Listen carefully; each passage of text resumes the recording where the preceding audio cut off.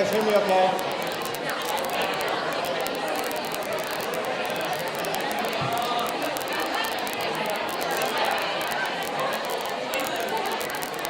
You guys at the back, can you let me know if you can hear me? Anybody? So just let you know, we are live broadcasting on YouTube. We have about 200 people logged in.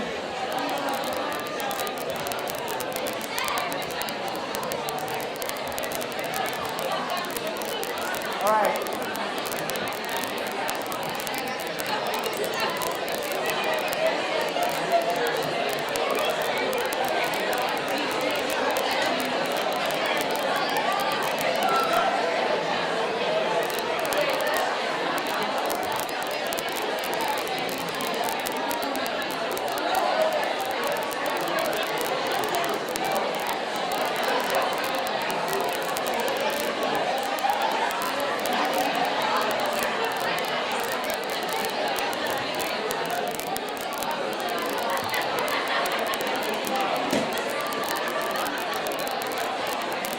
All right, guys.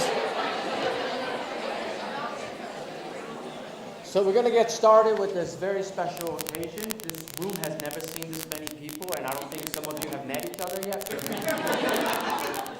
It's a great event. And I'll give you a little bit of a history about how this came about.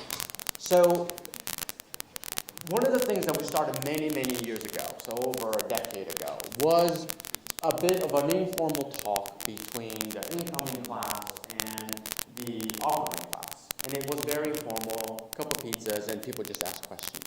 Because one of the things that we knew was that people were quite anxious and nervous about going into clinics. And that sort of over the years morphed into a big event. And this is what it is now. So we officially brought the white coat ceremony, but obviously there's some obvious sort of misnomers here because there's no white coats here, right?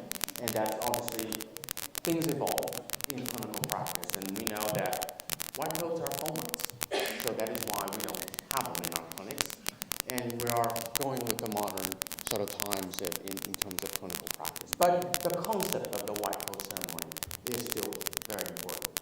And it marks this transition between preclinical students into the clinical environment. And we wanted to mark that because it is very important. It's a great milestone. But, you know, if I were to ask, some of you are quite excited, some of you are a bit nervous, anxious about that transition. And what we wanted to do was make sure that you feel supported in your transition from preclinical students into clinical students. Because this is what you've been working towards. Right? And the transition can be challenging. As I mentioned before, the clinical year will likely be your hardest year. You will be challenged in many different ways, long hours, lots of things to learn. Everyone will have bad days. But one of the things that you need to sort of appreciate that this is everyone. Everyone is on a journey. Every single person you encounter in your clinical year, in your journey to become a veterinarian, will have people on a journey. And one of the things that you need to focus on is not necessarily where you are or where you want to go. Who you want to be, right? Because the best version of you is not here. You will become the better version of you. And so you need to appreciate that. And this is a transition. And that's what we want to celebrate. So hopefully what we're put together, we're having the final years talk about their experience. You know, someone was telling me that there was officially today the last day of rotation. So quite exciting, right? They're like, I'm gone. But you guys are coming into it. Obviously, some of you on Monday will start on research block, but some of you will be in clinic, some of you will be in EMS. But your journey into the clinical year has started. You need to think of yourselves not as a student, but someone that step closer to a professional. Animals will be put under your care. You're not an observer. You are part of that team. People are going to be calling upon you, waiting for you to give some guidance and comfort, and because they know that you're here to help them. Like, this is a profession not about just animals, but the people associated with those animals. Whether they're a farmer, whether they're a production animal owner or whether they're a pet owner. They all are coming for something, and we are there to provide that. Guidance, comfort, help to their animal. And it's a great, exciting part of being associated with that journey, about people coming in to find out what they want to do. So from now on, you need to think about where you want to be, what version of yourself. And one piece of advice, stop comparing yourself to others. You need to compare to who you are and who you want to be, rather than compare yourself what that other person has. I can tell you that if you continually compare yourself to others, you're always dissatisfied. So if you find yourself saying it's not fair, that is actually true. But you need to accept that, and you need to say, how am I going to cope with that? So as I said, this is going to be a very challenging year. You're going to be working long hours, but you're going to be depending and helping each other. You're not alone. We are providing a clinical experience that helps develop you. And the hard part, that is actually what's going to push you to become a better version of yourselves. As I said before, we're not talking about making things unreasonably difficult, but challenges help us develop, because the profession you signed up to is hard. No doubt about that. You will have hard days. And if someone has a hard day and they're a little short with you, just think on what's going on with a lot of people, and everyone is on a different journey. And you just need, I'm not saying to take it, just think about what's your development. You need to appreciate that. Maybe that's not a style that you want to adopt when you're dealing with challenges. But everyone's trying to figure it out. And, in your rotation groups, those are the people that you're going to lean on. They be there for them, and they'll be there for you. Everyone needs someone sometime. And so just think about that. It's not a competition. When we talk about teamwork, it's really about you getting through together. So friendships are made in vet school about the people you rely on. So some of you have friendships already. You will make new friends. Rely on them. Help them.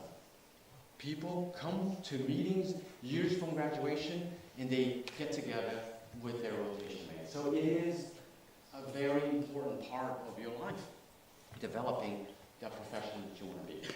So we're all broadcasting live on YouTube, and most of you have waved to friends and family. They want to see you on that journey, right? They want to see the videos. Maybe or some money at some point. But that's what it's about. It's seeing you develop, being confident. Now, confidence is kind of an interesting characteristic. Most people will encounter peaks and troughs in their life. A lot of people will not feel very confident right now. It's okay, normal. They may or may not be confident. Anytime we go through transitions, we go through this, and you job, your confidence goes down. But not your competence. You have to believe in that. Even if you don't feel confident, you may be confident. There's separate things. And you just have to learn that confidence will come with time, and you'll go through these cycles. So just appreciate that. When they graduate in July, they will feel pretty good, but also very terrified. Right? So it's important to keep that sort of perspective, that you all came together and you're like one step closer. A year from now, some of you will be here talking to the next cohort to tell them about what's to expect. Hopefully they'll have some positive things to say. Depends on what they actually can convey the experience they have had. Most people, when they complete that school, are very happy what they've gone through, that journey they've gone through. All right? So I don't want to keep talking too much, but this is about learning what's coming. And I've invited some final years to tell you their journey, and obviously we want you to ask them questions. So whilst they're talking, I'll be like Oprah around giving microphones, because people want to hear what you have to say. And that's why. I know people wait for the microphone. Just wait. It's a very large room, and it's nice to be able to broadcast those questions to the people that are listening online. So that's sort of the framework that I have. All right? So, you guys are all set?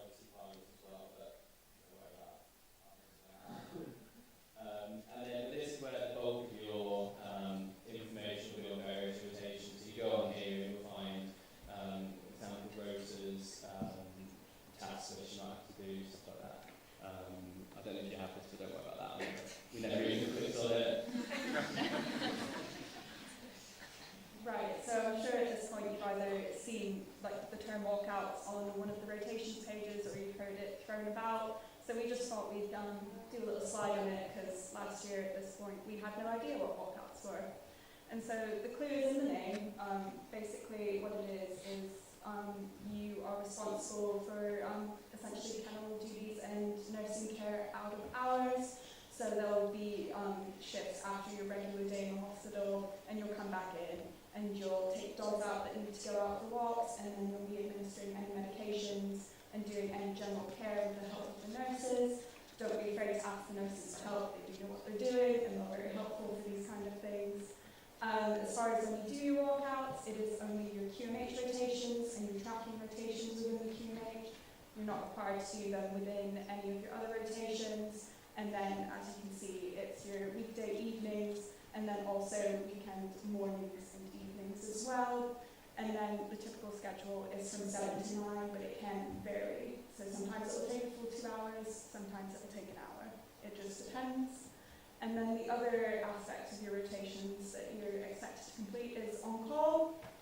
So I hope you're familiar with on-call work. Basically, you're not within the hospital at the time, but you can be called back in for various procedures, usually surgical, and you want to make sure your phone is on loud so that you don't miss the call when it comes in.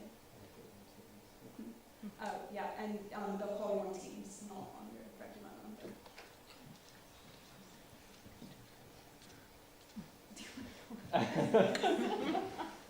So it's just a quick summary about which ones have walkouts, on-call, and weekends. This is just for the core rotations. We'll talk about the tracking ones in a minute. So yeah, internal layers is the only one with them. Yeah, and then as you can see, there's various weekends you have to do. If something's not on here, then it either has a walkout, on-call, or weekends. Right, slightly robotics doesn't have any of these. And then these are the trackings that have those. Again, if it's not listed, then it doesn't have it. Soft tissue, ortho and ortho kind of share theirs. So if you're on soft tissue, you'll walk out patients for all of those. So yeah, you're not just doing those patients, you're doing the whole ward. Other than that, again, it's quite self-explanatory. Bell, you're always on call. Doing a weekend, it's quite hard work on. Okay, so just a little bit about e-drops, because I think it can get confusing beforehand. I know you guys had your intro to rotations week this week, so you've probably been told about them, so I won't go into those details, but you've got your 7 skills, and obviously you have to get them all done before you finish your rotations. My biggest bit of advice would be the sooner you can get them done, the better. I had basically all of mine done after my first 8 weeks of rotations, and it's just such a weight off your shoulders, so get it done. Like, if you're just in a place to have to ask someone to, like, examine you, yes. Just do it, so you fail, it doesn't matter. Like hand washing, you can get that done at any point, just get it done, and it's just nice to get ticked off. I think we got ours done, we got that past the second day of ECT, and that was the second rotation, so it feels nice.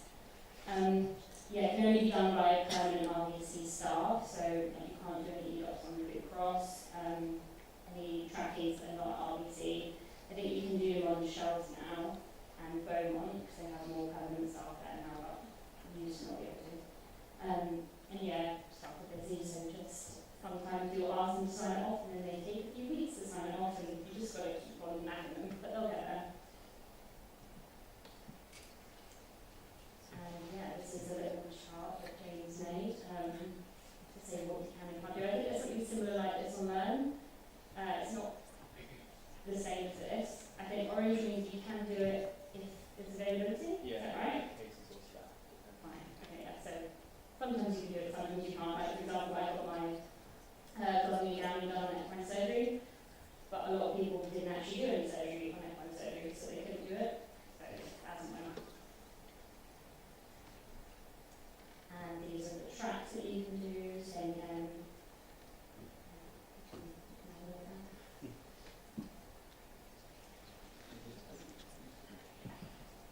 Right, so as far as rotations go, like this equipment up here is kind of like your basic level equipment, and obviously like depending on which rotations you're doing, it will vary slightly, but pretty standard for every rotation, your stethoscope and the thermometer. I would recommend having several thermometers on hand. I cannot tell you the number that I have lost, misplaced, that have broken. So just start with a whole handful and hopefully you'll make it through the year. The Q&A dispensary will give you free monitors in the future. If yours breaks, go and ask one and they'll give you one. And so then you have like, your small animal essentials, so your scissors, pens, definitely comfy shoes, you will be on your feet, running around. And then for those of you that don't want things falling out of your pockets all the time, a nice little pickpocket on the waist.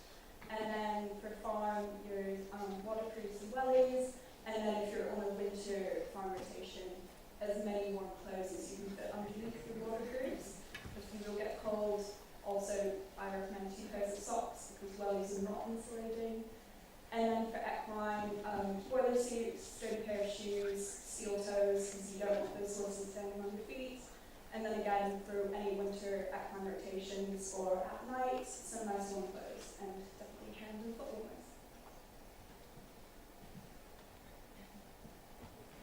I just thought I'd talk about an avid quickly because it is also happening during rotation. Who's thinking about sitting in an avid actually?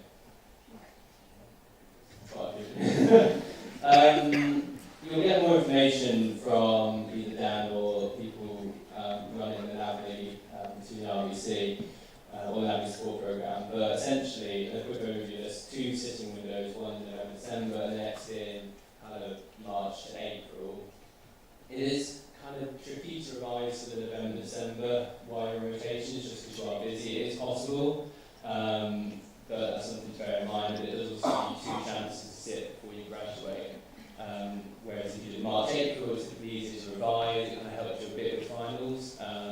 But again, you've only got one opportunity to sit before you graduate, so you kind of put your eggs in one basket, so to speak. But it is very different style of exam to what you sat here. I mean, obviously you sat multiple choice, but your 4th year exams were long answer, your finals will be long answer.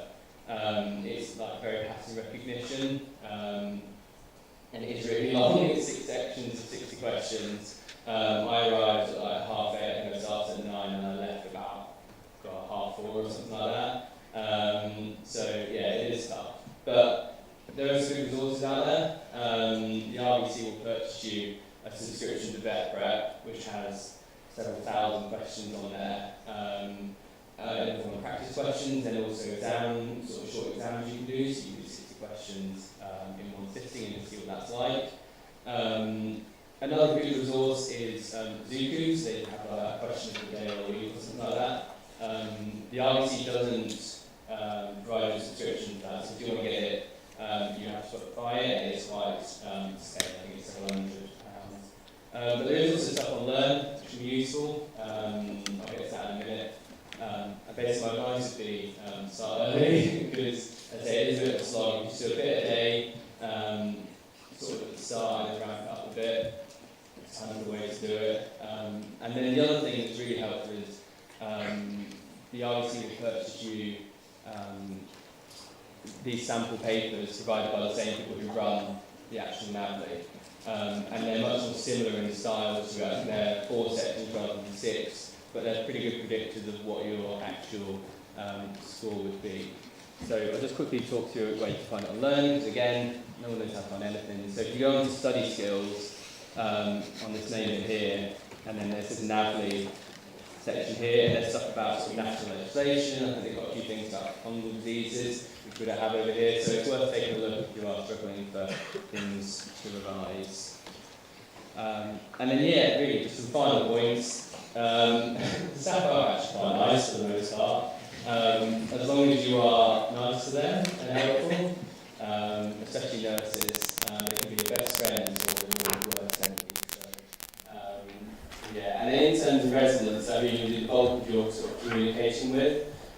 So the interns were students not that long ago. They're quite good to talk about kind of jobs, being a new grad. Also kind of nice signing off e-docs for it, that's people on nurses. But the residents will be who kind of have the day-to-day responsibility for cases, and you kind of communicate with them through teams about what's happening, and you give them your history that you've taken, and basically just go from there, really. You don't need to know everything, and they don't expect you to know everything. You know, read around your cases, but that don't stay up all night trying to learn everything there is about portosystemic shunts and stuff like that. So, because they know more than you, they'll find the bit that you haven't found. So, yeah, just learn as much as you want. It kind of is a case of you get out what you put in. So, that's what we'll say about that. And then, yeah, pace yourself on that note. It's quite long, it is a year, basically. It's pretty full on, and you will burn out if you don't take time for yourself. And then, just a quick note about scheduling. So, you'll get a rota sent out ahead of time. Do it fairly, sort of sit down as a group and discuss it. Don't just do it first come, first served, because it would tend to be the same people who lose out, and that's quite a quick way of making enemies in your group. And yeah, it sounds like a cliche, but enjoy it. You know, it is really good fun. It's hard work, but you learn a huge amount, and it's kind of that chance to put everything into practice that you've been learning for the past 3, 4, 5 years. So that concludes our little presentation. And so yeah, if you have any questions about stuff, final year, rotations, you know, Posse Star, if you're one of the island people, yeah. On the camera. Yeah, by the way, a little down the mics, looks around.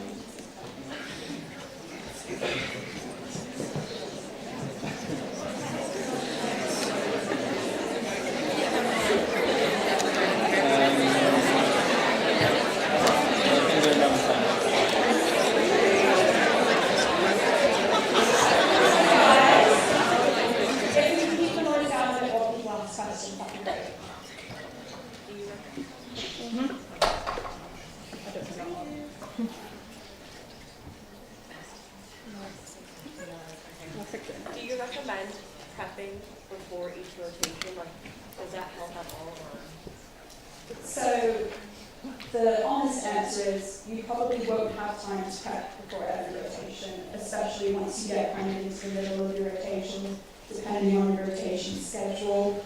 Like if you go from emergency one weekend into your next rotation on Monday, you probably won't have time. I recommend prioritising a good night's sleep, which is much more useful to yourself, your team members, and everything on the Monday. If you do have time in the evenings, prepping for your cases the next day is always a good thing to do. Or just reading about something that you didn't understand that day so you can ask questions about it the next day.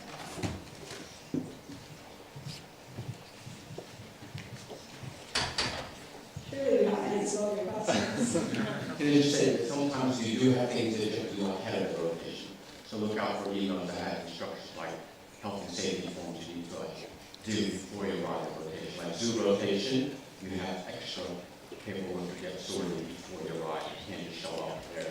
And I think Avalon is similar. You need to do health and safety paperwork for the actual ahead of when you get there.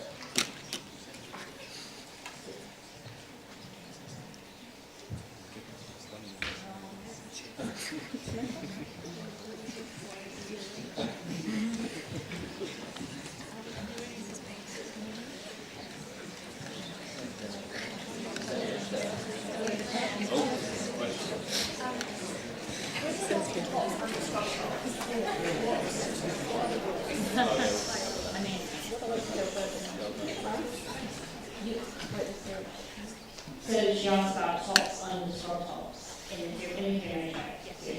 I mean, technically you're supposed to wear a smart shirt with a collar. I think everyone does that for about 3 weeks. And then just goes on tops because they really don't know. Actually, same question with the shoes. Are you allowed to wear trainers or no? Yeah, I see people wear trainers. Yeah, they're not strict, I think, as they used to be. Yeah, as long as it's not like blue jeans, that's one thing that I've checked you out for. But yeah, just wear anything and just go top, and then any shoes that come to. As I told you guys, it's the overwhelming requirement is health and safety. So it has to, one day. This is also not. Hello? Yeah, remember, it's still writing requirements of health and safety. So the reason why some trainers are not allowed because they have environment protection. So like cloth trainers, a needle can go right through it. So it has to fit at least that requirement. How strict are they on piercings? I don't know all hoops, and then they're going to say nose. I don't know about nose. I was going to say, the general consensus is studs are okay, anything bigger than a stud or a small boot is no, and then for surgery, obviously you want to cover everything up. And then in the QMH specifically, like bare below the elbow, no bracelets, no watches, things like that. If you're on anesthesia, no piercing, so you can take them all out. And I think with soft tissue surgery, or anything when you're in theatre, take them all out. What was your favorite rotation? I personally really like going on. My favourite. You get really involved, you get to do all the cases, you do all the points of it, and stuff yourself, you get a lot of work from me. It's really, really nice. You get to vote yourself. I think it's good.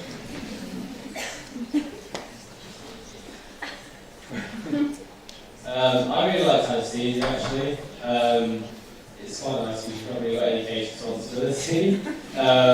And they're quite nice, it's quite interesting cases, and it's quite nice to sort of reinforce stuff you've done on anesthesia.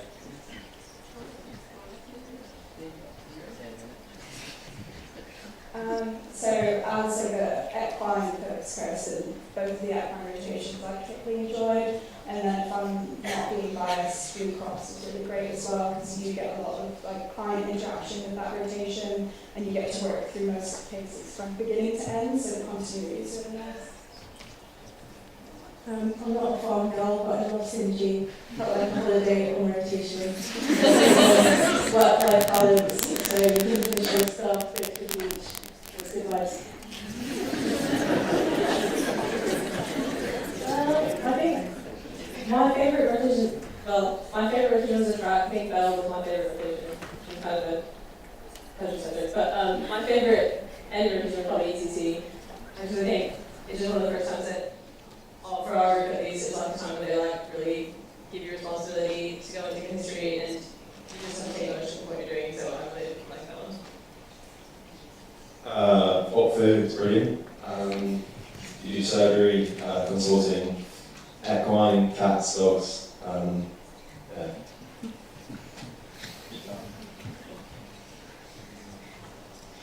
Are you allowed to use your phone to look things up while you're at QMH? Yes. With the client though. Yeah, if you open, if you don't sit there like, I mean, they'll do that to you, so. If you take your phone out during your rounds, you have to bake cakes. And they all tell you, take your phones out, and they're lying. Don't do it. Don't do it. Yeah, we do love that.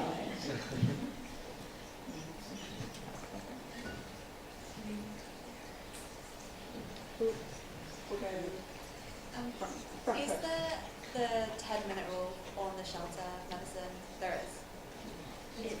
Depending on how big the cat is. Yeah, so your really small cats, like your younger ones, it will be 10 minutes. For the slightly older, larger ones, it's 15 minutes. And they're very good about like holding to that. Everyone gets their 15 minutes on their cases. They set a timer, you get your 15 minutes, so like no one gets to go long, or you won't get cut short.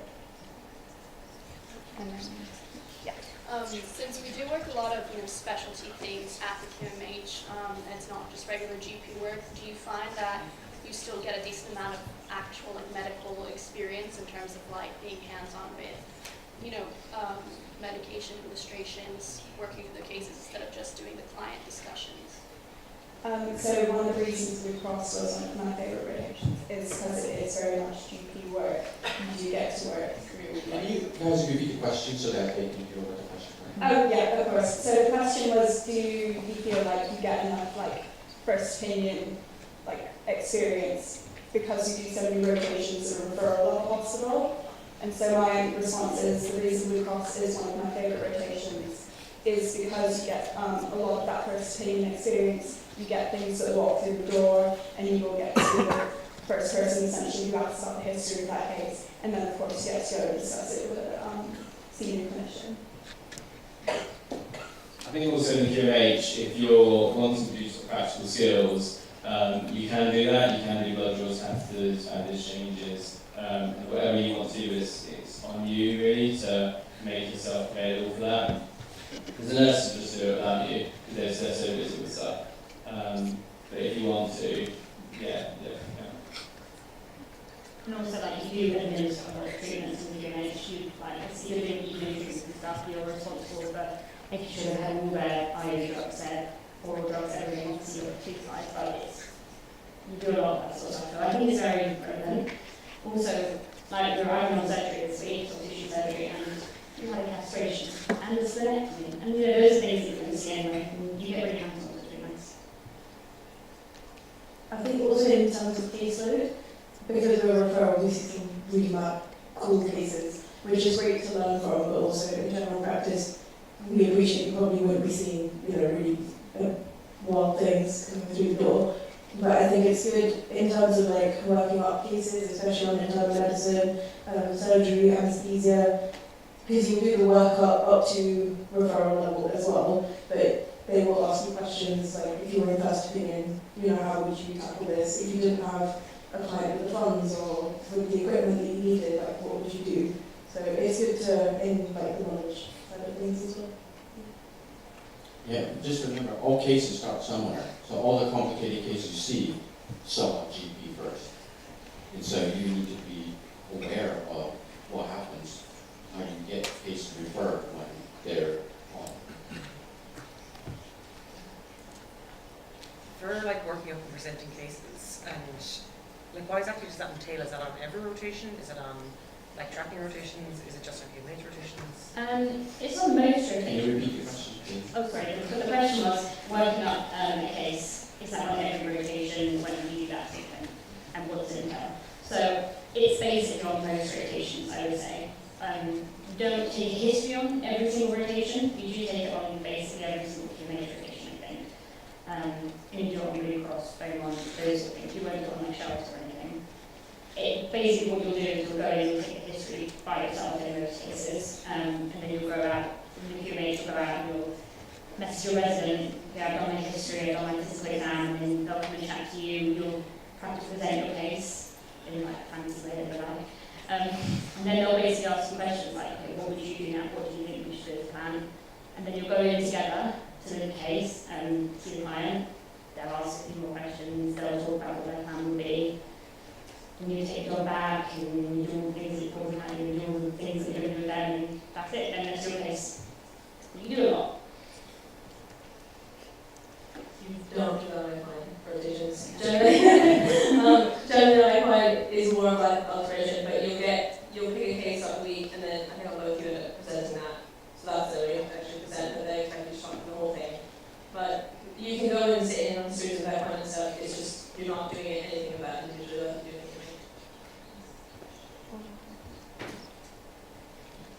With ECMO rotations, the way they tend to do like clinical case presentations is in rounds in the mornings. So that's a chance for you guys to kind of see how your residents and your interns present their cases, because obviously they've had a lot of practice doing it, and then it's a good place to kind of take how they're presenting it and apply it to other rotations, because regardless of whether it's equine, small lease, farm, like presenting cases in like a succinct manner is kind of what you want to do, and get all of the information through to the person you're presenting the cases to.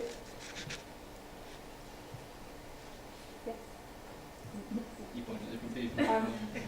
What did you guys feel was the hardest rotation? Okay, so the question was, what do we think the hardest rotation was? They all have their own challenges, and it's also going to depend on your own strengths and weaknesses. Like, if you're a small animal person, you might really enjoy internal medicine. If you're not an equine person, you might find equine really hard. As far as the thing I found the hardest was when I've done 12 weeks of rotation straight, even if I didn't find the actual rotation material really hard, it was just the endurance of getting through those last few rotations in that block. I agree. Yeah, I think I probably found anesthesia the hardest in terms of just knowledge, because they're a lot of knowledge. But I think I kind of echo what you said, like, they're not necessarily really hard in terms of the material and stuff that you're doing. It's just like getting through it and not dying.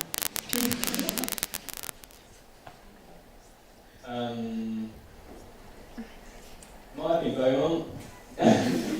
they've changed obviously for you guys. Yours is only a week now, whereas ours was 2 weeks, and it's quite a long day, so you should expect 8.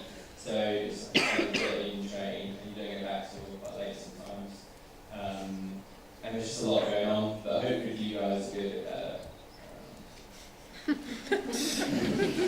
Definitely not. Unpopular opinion, but Zoom medicine, I just, yeah, couldn't hack it. Not my thing. Yeah. As far as breaks go, are you allotted a specific time, or are you allowed to like go through the whole working? So the question was about breaks and whether you kind of have any allotted time. Almost all the QAs ones know you kind of have to choose when you have your breaks. And they're generally pretty good at letting you do that. Anesthesia, you can basically say, can I go for lunch, and I'll let you go, obviously if you're just dropped into a surgery. You can leave, you should probably say it. Beaumont, because you're following a road state, you will have a lot of time there. Yeah, Blue Cross as well. Anything kind of with a schedule of consults will go on, but equine, I don't think there's any scheduled lunch breaks, you just kind of have to look after yourself. And then like with those ones that don't have like breaks built into your schedule, it kind of falls within you and your rotation group. So like don't all 7 or 8 of you go to lunch at once. Try and divide it up, like 3 or 4 of you at a time. So obviously if something goes on, then someone's going to be able to see it, which is a good thing because you don't want to miss out on good cases. And then also when an intern or resident is looking for you, you have all this periods for him. And one other point, canteen closes at 2. So if you are in surgery, as I've found a few times often in soft tissue, make sure you get lunch beforehand, but you have a packed lunch with you. Because it's really annoying when we get out to 5:2 and they close everything, and they kind of look at you like. So yeah, bear that in mind. So do plan your meals. Also, if you want, depending on which one most of you may want to think about consults, obviously, have booked in times for your consults, so you can kind of, they probably aren't going to around exactly what it says, but you can kind of work around it so that you can quite easily plan your day. And I mean, I'll probably do this on training.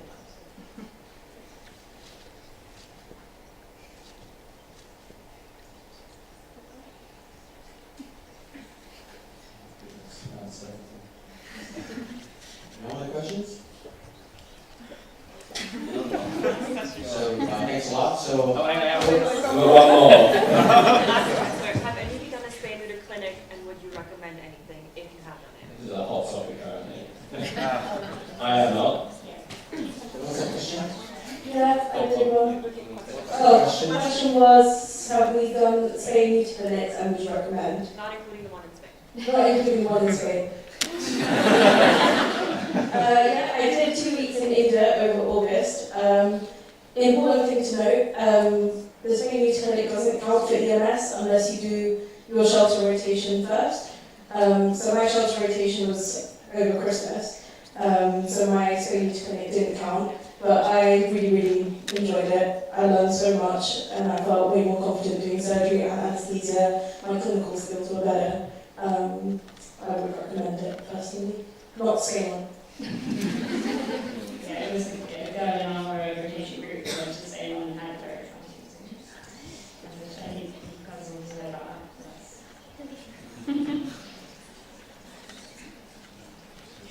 Other questions? So I'd like to thank the final years for coming down.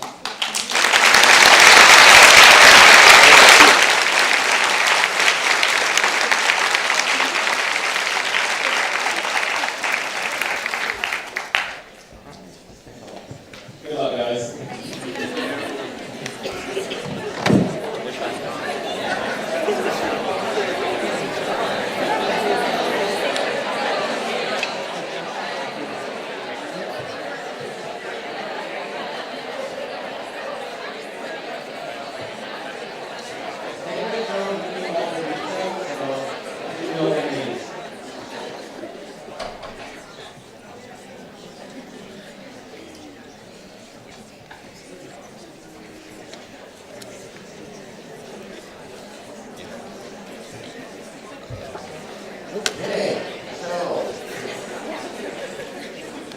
as I mentioned before, this tradition of the white coat ceremony is common in the medical field, in the dentistry field, and in the veterinary medicine as well. And it is the same transition, you know, being part of the clinical team. And so it is becoming even more important to sort of mark this event, and that's what we're here for. So as you can see, I distributed the clinical student oath. Now, so you know, this actually was composed out of a group of faculty and students representatives. So this represented the values from a collective. It wasn't just sort of downloaded from somewhere. It was actually, so it's a very unique thing that the RVC, and probably people are copying what we say, but you can notice that there's some very RVC things in there. So it is something that we're very proud of to be able to put together. So this is the part where a lot of people get excited about. So I'm going to ask you to stand.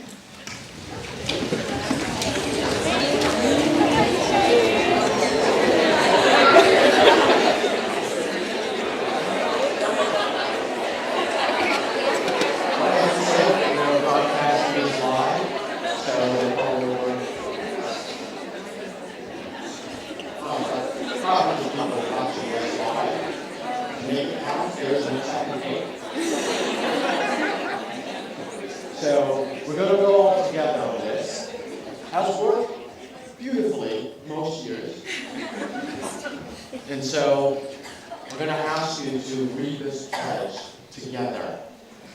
All right? So just take a deep breath. And we're going to go. And usually it's best to just read sort of one line by another. All right? So start. In honor of the years of hard work, sacrifice, and dedication that has brought us this far, as we embark into our clinical rotations, we pledge to uphold the ideals of honesty, integrity, scientific inquiry, and compassion imparted to us by our mentors, behave in a professional manner, showing respect to our colleagues, patients, clients, and ourselves, diligently assist the profession's endeavor to improve animal health and welfare. And finally, we pledge to constantly strive for improvement in our personal and professional growth through a commitment to lifelong learning.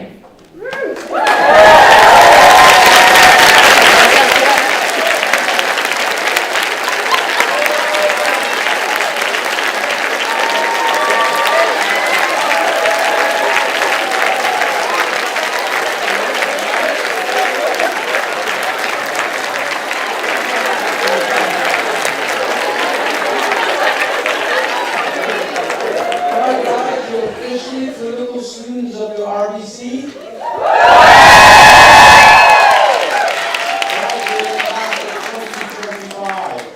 So thanks for sharing this evening with us. Hopefully you find it useful. And there's a bit of a reception outside. This is an improvement last year where we had a little pizza kerfuffle. But we're trying to do this the right way. So we got the ceremony out of the way. And now enjoy yourselves. Thanks a lot.